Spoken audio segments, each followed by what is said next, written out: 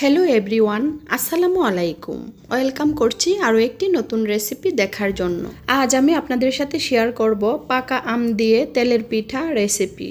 এখন বাজারে প্রচুর পরিমাণ পাকা আম পাওয়া যাচ্ছে। আপনারা চাইলে এই সময়ে পাকা আমের তেলের পিঠা তৈরি করে নিতে পারেন। কিভাবে এই ফুলকো তেলের পিঠাগুলো তৈরি করবেন সেই রেসিপিটি আজকে সহজভাবে দেখাবো। আশা করছি আমার আজকের রেসিপিটি অন্যান্য রেসিপির মতো সহজ ও ভালো লাগবে।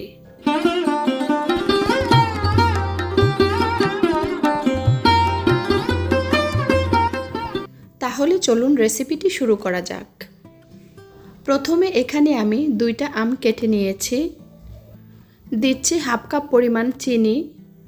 পিঠার ব্যাটার তৈরি করার সময় গুড় অ্যাড করব, তাই এখানে চিনিটা কম দিয়েছি। আমের মিষ্টির উপর নির্ভর করে চিনি এবং গুড় অ্যাড করতে হবে।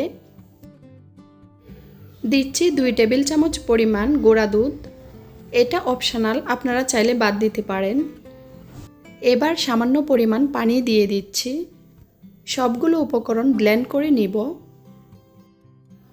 ব্লেন্ড করা হয়ে গেছে।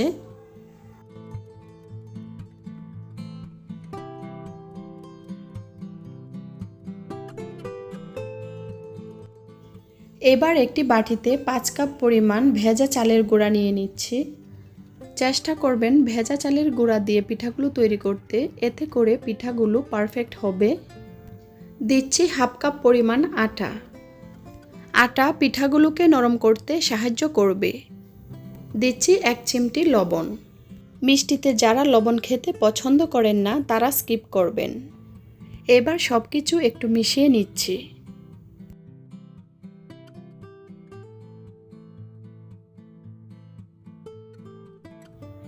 এবার ব্লেন্ড করে রাখা আমের মিশ্রণটা দিয়ে দিচ্ছি। সবটুকু একসাথে না দিয়ে 2 বারে দিয়ে দিব।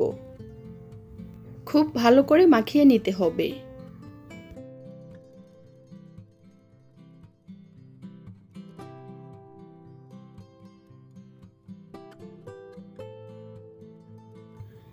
এবার আমের বাকি মিশ্রণটা দিয়ে দিচ্ছি। প্রথমে আমি ব্যাটার তৈরি করব না, প্রথমে একটি ডো তৈরি করে নিব এবং অনেকক্ষণ পর্যন্ত মাখিয়ে নিব।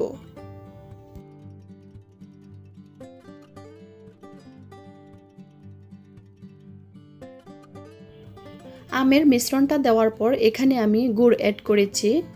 গুড় অ্যাড করার ভিডিও ফুটেজটি স্কিপ হয়ে গেছে, তাই দেখাতে পারিনি, আপনারা গুড়টা অ্যাড করে নেবেন। এবার এখানে অল্প অল্প করে পানি দিয়ে দিচ্ছি। পানিটা একসাথে দিব না, একসাথে দিতে গেলে অনেক সময় ব্যাটার নরম হয়ে যায়, তাই অল্প অল্প করে পানি দিয়ে ব্যাটারটা তৈরি করে নিব। ব্যাটারটি খুব বেশি ঘন অথবা পাতলা করা যাবে না। ব্যাটার পারফেক্ট না হলে পিঠা ফুলবে না।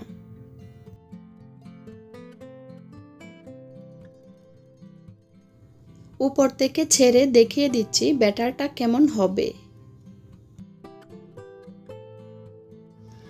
এবার ব্যাটারটাকে ঢেকে 10 মিনিটের জন্য রেস্টে রেখে দিচ্ছি।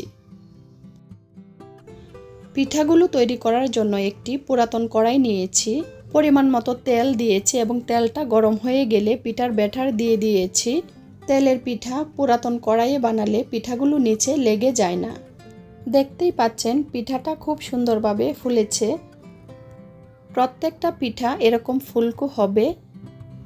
এটা আমার প্রথম পিঠা, পরের পিঠাগুলো কিন্তু আরও সুন্দর হবে। আরও কয়েকটি পিঠা আপনাদেরকে বানিয়ে দেখিয়ে দিচ্ছি। এইভাবে পিঠা তৈরি করলে প্রত্যেকটা পিঠা ফুলকো হবে এবং প্রত্যেকটা পিঠা ঠান্ডা হওয়ার পরও ফুলে থাকবে। এইভাবে আমি সবগুলো পিঠা তৈরি করে নিচ্ছি।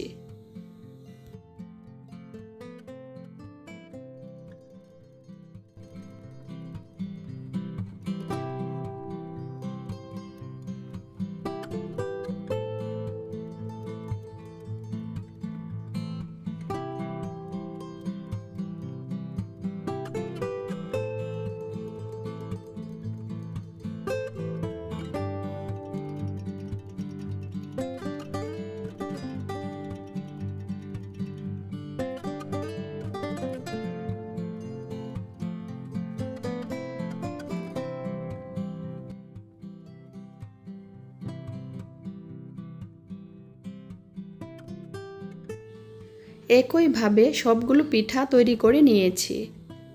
মাশাআল্লাহ, সবগুলো পিঠাই কিন্তু সুন্দর হয়েছে। পিঠার ভেতরের অংশটা কেমন হয়েছে সেটাও দেখিয়ে দিচ্ছি।